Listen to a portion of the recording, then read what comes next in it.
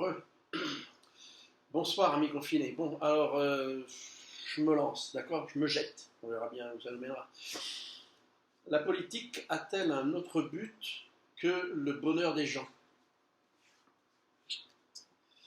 Je ne me trompe pas quand je préconise de transformer notre pays en une fédération de régions autonomes, voire même indépendantes.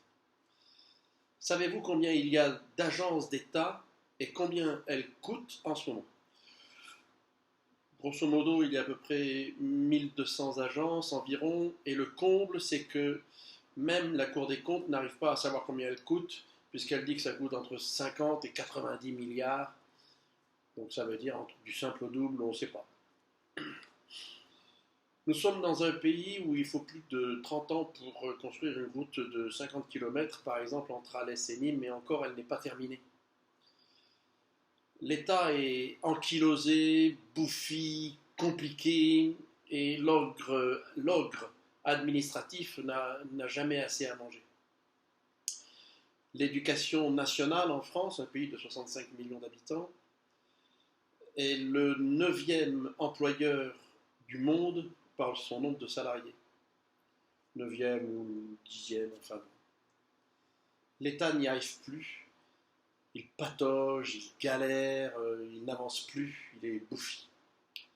L'exemple de cette crise n'est-il pas assez parlant? Depuis la Révolution française en 1789, le premier chef d'État français à être élu au suffrage universel fut le général de Gaulle en 1965. 1789-1965. Il y a bien eu un président qui a été élu au suffrage universel. C'était en 1848, c'était Louis-Napoléon Bonaparte qui est va devenir après.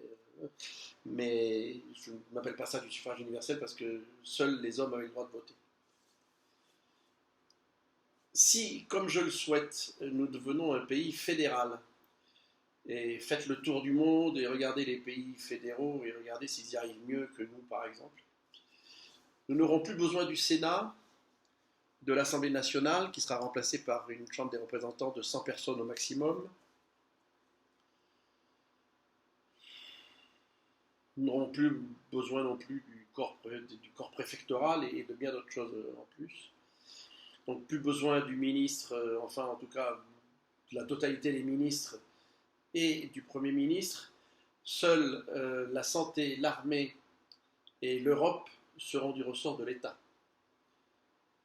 Les impôts seront levés directement par les régions qui subviendront aux besoins de l'État. L'État ne pourra plus lever d'impôts.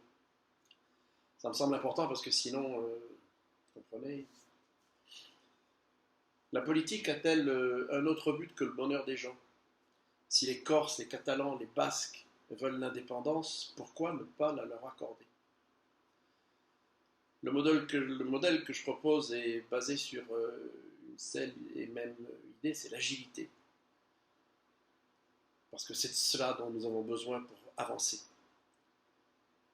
Alors encore une fois, ça n'a rien du tout à voir avec les thèses de l'extrême droite ou de l'extrême gauche, etc. Ça n'a rien à voir du tout.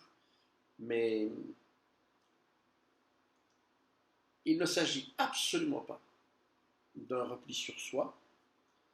Il s'agit juste de prendre assez d'élan pour partir à la conquête du nouveau monde. Voilà, c'est ça que je vous propose. Bonne soirée.